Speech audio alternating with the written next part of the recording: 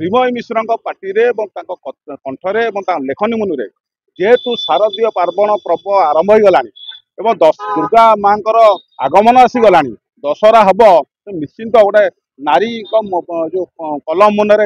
ଲେଖନୀକି ଶାଣିତ କରିଛନ୍ତି। କେନ୍ତେ ବିକେ ପାଣ୍ଡିଆନ ନାମକ ମହିଷାସୁର ବିଜୁ ଜନତା ଦଳ ବଦ୍ଧ ହବ। ବିଜୁ ଜନତା ଦଳ ସରକାର ଥିଲା, ବିଜୁ ଜନତା ଦଳ ଶାସନ କ୍ଷମତାରେ ଥିଲା,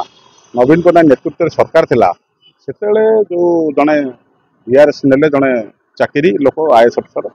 ଏବଂ ତାପରେ ନବୀନ ପଟ୍ଟନାୟକ ଆଦର୍ଶରେ ମିଶିଲେ ଏବଂ ଦଳର ପ୍ରଚାର ମଙ୍ଗ ଧଇଲେ, ପୋଷ୍ଟରରେ ତାଙ୍କ ଫଟୋ ରଖିଲେ, ସୋସିଆଲ ମିଡିଆ ଏବଂ ନାନା ପ୍ରକାର ଗଣମାଧ୍ୟମରେ ଯୋଉ ପ୍ରଚାର ହେଲା ସେଥିରେ ତାଙ୍କ ଫଟୋ ରଖିଲା ପରେ ଯୋଉ ବିସ୍ଫୋରଣ ହେଲା ଏବଂ ଲୋକମାନେ ଯୋଉ ଅହଙ୍କାର, ଅରାଜକତା, ଅତ୍ୟାଚାର ବିରୁଦ୍ଧରେ ସାଧାରଣ ଓଡ଼ିଆ ଲୋକମାନେ ପରିବର୍ତ୍ତନ କଲେ। ନବୀନ ପଟ୍ଟନାୟକ ରେକର୍ଡ ଭାବରେ ମୁଖ୍ୟମନ୍ତ୍ରୀ ହେଇଥାନ୍ତେ ସାରା ଭାରତରେ। ସେଠୁର ପାଣ୍ଡିଆନ ଭଳିଆ ନାମକ ଯୋଉ ଯୁବକ ଯୋଉ ଉତ୍ପାତ କଲା ଏବଂ ଯୋଉ ଅତ୍ୟାଚାର କଲା, ଯୋଉ ଅରାଜକତା କଲା, ଅହଙ୍କାର କଲା ଏବଂ ତା ଫଟୋ ସମସ୍ତ ପୋଷ୍ଟରରେ ତାଙ୍କ ଫଟୋ ରଖିଲେ। ଓଡ଼ିଶାର କିଏ ସିଏ, ବିଜୁ ପଟ୍ଟନାୟକ ବିଷୟରେ କ'ଣ ଜାଣିଛନ୍ତି, ଫଟୋ ମାରିକି ଯୋଉ ବୁଲିଲା ପରେ ଓଡ଼ିଶାର ଗୋଟେ ପରିବର୍ତ୍ତନ ଆସିଲା, ଗୋଟେ ସରକାର ବଦଳିଲା। ଏବେ ଯୋଉ ବିଜୁ ଜନତା ଦଳର ଯୋଉ ମୂଳ ବିଜୁ ଜନତା ଦଳ ଲୋକମାନେ ଯୋଉମାନେ ବିଜୁ ପଟ୍ଟନାୟକ ଆଦର୍ଶ ରାଜନୀତି ଭିତରେ ଅଛନ୍ତି, ସେମାନେ ଚାହୁଁଛନ୍ତି ବିରୋଧୀ ଦଳଟା ଠିକ ଢଙ୍ଗରେ ଚାଲୁ। କାହିଁକିନା ବିଜୁ ଜନତା ଦଳ ତିଆରି ହେଇଥିଲା ବିରୋଧୀ ଦଳ ବେଳେ, ସେତେବେଳେ ଜାନକୀ ପଟ୍ଟନାୟକର ଅରାଜକତା, ଅପାରଗତା ଏବଂ କଂଗ୍ରେସ ସରକାର ବିରୁଦ୍ଧରେ, ଦୁର୍ନୀତି, ନାରୀ ନିର୍ଯାତନା ବିରୁଦ୍ଧରେ ଲୋକମାନେ ନବୀନ ପଟ୍ଟନାୟକକୁ ସରକାରକୁ ଆଣିଥିଲେ।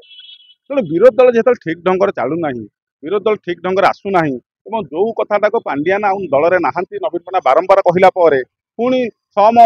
ଯୋଉ ଅଲ୍ଟିମେଟ ହସ୍ପିଟାଲ ପାଖରେ ପୁଣି ଦେଖାଦେଲେ। ପୁଣି ନାହିଁ କହିଲା ପରେ ପୁଣି ନବୀନ ପଟ୍ଟନାୟକ ଦଳରେ ସେ ନାହାନ୍ତି, ଦଳରେ କିଛି କାମ ନାହିଁ, ଦଳର ସହିତ ତାର ସଠିକ ନାହିଁ, ପୁଣି ଏୟାରପୋର୍ଟରେ ଭେଟ ଦେଖାହେଲେ। ତେଣୁ ଏ ଗଣମାଧ୍ୟମରେ ବାରମ୍ବାର ଆସିଲା ପରେ ଓଡ଼ିଶା ଲୋକମାନଙ୍କର ଭୃକୁଞ୍ଜନ ହଉଛି ଏଇ ଯୋଉ ଭଣ୍ଡ ସନ୍ନ୍ୟାସୀ, ଯିଏ ସନ୍ନ୍ୟାସୀ ନେଇଗଲେ, କହିଲେ ମୁଁ ରାଜନୀତିରେ ଆଉ ରହିବିନି ଏବଂ ସେତେବେଳେ ଭଣ୍ଡ ସନ୍ନ୍ୟାସୀ ଭାବରେ ଯୋଉ ଗୁପ୍ତ ଭାବରେ ରହୁଛନ୍ତି, ଗୁପ୍ତ ସନ୍ନ୍ୟାସୀ ଏବଂ ଲୁକାୟିତ ସନ୍ନ୍ୟାସୀ ଭାବରେ ରହୁଛନ୍ତି, ତା ବିଷୟରେ ବାରମ୍ବାର ଆମ ଶ୍ରୀମୟୀ ମିଶ୍ର ଯୋଉ କଥାଟି ଉଠେଇଛନ୍ତି, ସେ ସତ କଥାଟି ଉଠେଇଛନ୍ତି ଯେ ଭଣ୍ଡ ସନ୍ନ୍ୟାସୀ କାହିଁ ରହିଛନ୍ତି। ଏବଂ ଆଗରୁ ଗୋଟେ ଯୋଉ ଭୀମ ଭୋଇଙ୍କ ଗୀତଟାକୁ ସେ ଓଲଟା ପ୍ରକାରରେ ବି ଗୀତଟି ଲେଖିଛନ୍ତି। ଏଠି କଥା ହଉଛି ଦଳ ଠିକ ଢଙ୍ଗରେ ଚାଲିବା ପାଇଁ ସମସ୍ତେ ସ୍ୱର କଥା କହୁଛନ୍ତି, ବରିଷ୍ଠ ନେତାମାନେ କହୁଛନ୍ତି। ଶ୍ରୀମୟୀ ମିଶ୍ରଙ୍କ ପାଟିରେ ଏବଂ ତାଙ୍କ କଣ୍ଠରେ ଏବଂ ତାଙ୍କ ଲେଖନୀ ମୁନରେ ଯେହେତୁ ଶାରଦୀୟ ପାର୍ବଣ ପର୍ବ ଆରମ୍ଭ ହୋଇଗଲାଣି ଏବଂ ଦୁର୍ଗା ମାଙ୍କର ଆଗମନ ଆସିଗଲାଣି, ଦଶହରା ହବ, ନିଶ୍ଚିନ୍ତ ଗୋଟେ ନାରୀଙ୍କ ଯୋଉ କଲମ ମୁନରେ ଲେଖନୀକି ଶାଣିତ କରିଛନ୍ତି। କେନ୍ତେ ବିକେ ପାଣ୍ଡିଆନ ନାମକ ମହିଷାସୁର ବିଜୁ ଜନତା ଦଳ ବଦ୍ଧ ହବ, ତା ପାଇଁ ବ୍ୟବସ୍ଥା ଚାଲିଛି ଏବଂ କେମିତି ସେ ନିଶ୍ଚିତ ଭାବରେ ତା କାର୍ଯ୍ୟକ୍ରମ ହବ। ଆପଣ ଦେଖିବେ କିଛି ଦିନ ତଳେ ନେପାଳରେ ଗୋଟେ ଲୋକଙ୍କର ସ୍ୱତଃପ୍ରବୃତ୍ତ ଭାବରେ ଗୋଟେ ଆନ୍ଦୋଳନ ହେଲା ସରକାର ବିରୁଦ୍ଧରେ, ପୂର୍ବ ସରକାର ବିରୁଦ୍ଧରେ। ସେମିତି ବିଜୁ ଜନତା ଦଳ ଯୋଉ ଅରାଜକତା ଚାଲିଛି, ଅହଙ୍କାର ଚାଲିଛି ଏବଂ ପାଣ୍ଡିଆନ ଯୋଉମାନଙ୍କୁ ଧରିକି ଯୋଉ ଅରାଜକତା କରୁଛନ୍ତି, ତାଙ୍କ ବିରୁଦ୍ଧରେ ନିଶ୍ଚିତ ଭାବରେ ସମୁଦ୍ର ମଝିରେ ଟର୍ନାଡୋ ସୃଷ୍ଟି ହେଇସାରିଛି, ଘୂର୍ଣ୍ଣିବାତ୍ୟା ସୃଷ୍ଟି ହେଇସାରିଛି। ଇଏ କେତେବେଳେ କରାଳ ରୂପ ନବ, ମହାବାତ୍ୟାର ରୂପ ନବ ଏବଂ ନିଶ୍ଚିତ ଭାବରେ ଯୋଉମାନେ ପାଣ୍ଡିଆନ ହେଇକି ତାର କାରବାର କରୁଛନ୍ତି କି ପାଣ୍ଡିଆନ ଉପରେ ଏଇ ଯୋଉ ନେପାଳର ପୁନରାବୃତ୍ତି ନ ଘଟିବ, ବିଜୁ ଜନତା ଦଳ ଭିତରେ ନିଶ୍ଚିତ ଭାବରେ ପୁନରାବୃତ୍ତି ଘଟିବ, ନିଶ୍ଚିନ୍ତ ଗୋଟେ ଘଟଣା ଘଟିବ। କାହିଁକି ଏଠି ଅହଙ୍କାରରୁ କେତେ ଦିନ ସହ୍ୟ କରିବେ? ଇଂରେଜ ମାନେ ଥିଲେ ଶହ ଶହ ବର୍ଷ, ତାଙ୍କୁ ବି ଓଡ଼ିଆ ଲୋକ, ଓଡ଼ିଆ ପାଇକ ଲୋକ, ଓଡ଼ିଶାର ଲୋକମାନେ ତାଙ୍କୁ ହଟେଇ ଦେଇଥିଲେ, ସାରା ଭାରତରୁ ହଟେଇ ଦେଇଥିଲେ। ତ ନିଶ୍ଚିନ୍ତ ଗୋଟେ କାର୍ଯ୍ୟକ୍ରମ ହବ। ଏ ଭିତରେ ଯୋଉ ଲୋକଙ୍କର ଅସନ୍ତୋଷ ଏବଂ ନେତାମାନଙ୍କର ଅସନ୍ତୋଷ, ବିଜୁ ପ୍ରେମୀ ମାନଙ୍କର ଅସନ୍ତୋଷ, ନବୀନ ପ୍ରେମୀ ମାନଙ୍କର ଅସନ୍ତୋଷ, ନିଶ୍ଚିନ୍ତ ଠିକଣା ସମୟରେ ଠିକଣାର ଜବାବ ଦିଆଯିବ। ନେପାଳରେ କେହି କାହାକୁ ଏକାଠି କରିନଥିଲେ, ସ୍ୱତଃପ୍ରବୃତ୍ତ ଭାବରେ ସରକାର ବିରୁଦ୍ଧରେ ଲୋକଙ୍କର ସ୍ୱର ଆସିଲା, ସ୍ୱର ଶାଣିତ ହେଲା ଏବଂ ତା ପରିପ୍ରକାଶ ହେଲା, ଆପଣ ମାନେ ଯିଏ ଦେଖୁଛନ୍ତି। ତେଣୁ ଏବେ ଶ୍ରୀମୟୀଙ୍କ ଯୋଉ କଥାଟିକି ଆମେ ନିଶ୍ଚିତ ଭାବରେ, କାରଣ ଦଳ ପରିଚାଳନା ଠିକ ଢଙ୍ଗରେ ହବନି, ଯୋଉମାନେ ସମର୍ଥନ କରୁଛନ୍ତି, ଯୋଉମାନେ ତାକୁ ପରିଚାଳନାଗତକୁ ଆଗକୁ ଆଣିବାକୁ ଚାହୁଁଛନ୍ତି, କହିବାର ଅସୁବିଧା କ'ଣ ଅଛି? ଆମେ କ'ଣ ଭୀରୁ ନା କାପୁରୁଷ? ଆମେ ଯୋଉ ପାଇକ ପୁଅ, ଓଡ଼ିଆ ପୁଅ, ଓଡ଼ିଶା ଜଗନ୍ନାଥ ଦେଶ ନେତା, ନିଜେ ନାରାୟଣ ହଉଛନ୍ତି ଜଗନ୍ନାଥ, ନିଜେ ହଉଛନ୍ତି ଆମ ନେତା। ତେଣୁ ଆମେ ନେତୃତ୍ୱ ଏବଂ ରାଜନୈତିକ ବିଚାରଧାରା ବିରୋଧୀ ଦଳ କେମିତି ଠିକ ଢଙ୍ଗରେ ଚାଲିବ, ବିରୋଧୀ ଦଳ ତ ବିରୋଧୀ ଦଳ ଭଳିଆ ଚାଲିବା ଦରକାର, ବିରୋଧୀ ଦଳ ଶାଣିତ ହବା ଦରକାର। ଏଠି ଯୋଉମାନେ ଯୋଉ ବିରୋଧୀ ଦଳଟାକୁ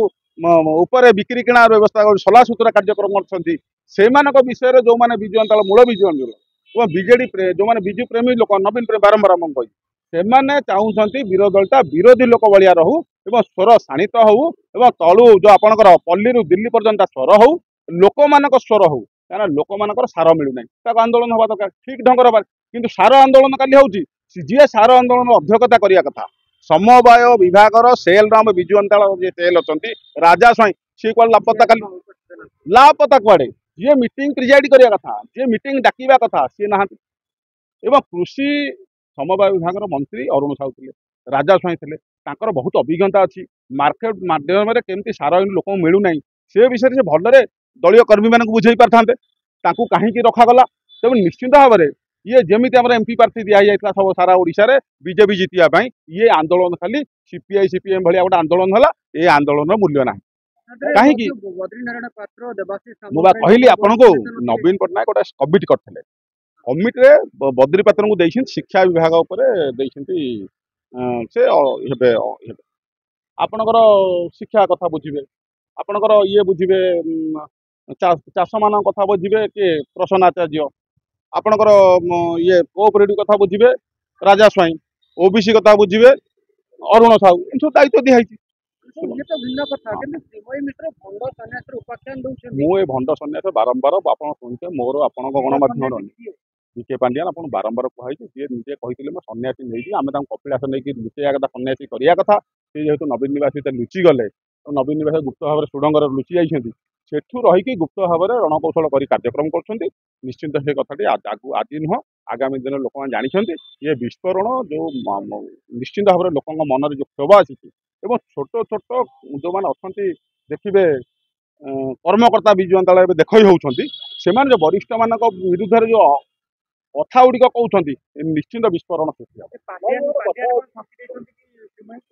ସେ ବିଷୟରେ ମୁଁ ଜାଣିନି ସେ ବିଷୟରେ ମୁଁ ଜାଣିନାହିଁ ଯୋଉତକ ରାଜନୈତିକ ବିଚାରଧାରା କଥା ବିଜୁ ଜନତା ଦଳ ବିଚାରଧାରା କଥା ସେଇ ବିଷୟରେ ମୁଁ ଯେତିକି ଜାଣିଛି ସେଇ ବିଷୟରେ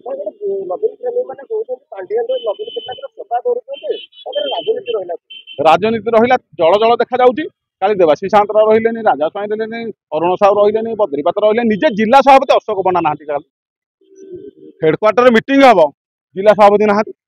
ଜିଲ୍ଲା ସଭାପତି ଅଶୋକ ପଣ୍ଡା କାଲି ନଥିଲେ ଆପଣ ଦେଖନ୍ତୁ କି ଭଳିଆ ଢଙ୍ଗରେ ଚାଲିଛି ଦଳ ତେଣୁ ନାଇଁ ଫାଟ ନୁହଁ ଦଳ ଠିକ ଢଙ୍ଗରେ ଯେହେତୁ ଚାଲୁନି ଏମାନେ ଗୋଟେ ଅହଙ୍କାର ବିଷୟରେ ପାଣ୍ଡିଆନକୁ ଧରିକି ଭାବୁଛନ୍ତି ସର୍ବେସରା ହେଇଯିବୁ ଏବଂ ହାରୁ ନେତା ମାନେ ଗାରୁ ଗାରୁ ହଉଛନ୍ତି ଇଏ ସବୁତକ ଆଗରେ ବସିଥିଲେ ହାରୁ ନେତା ତାଙ୍କ ନିଜ ନିର୍ବାଚନ ମଣ୍ଡଳୀ ସେମାନେ ଜିତି ପାଇଲେନି ସେମାନେ କିନ୍ତୁ ଏଠି ସବୁ କଥା ସବୁ ଜାଣତା ଭଳିଆ ନିଶ୍ଚିନ୍ତ ଭାବରେ ଚାଲିଛି ଆଗରୁ ଆମେ କହିଛୁ ଏବେ ବି କହୁଛୁ ସ୍ପଷ୍ଟ ଭାବରେ କହୁଛୁ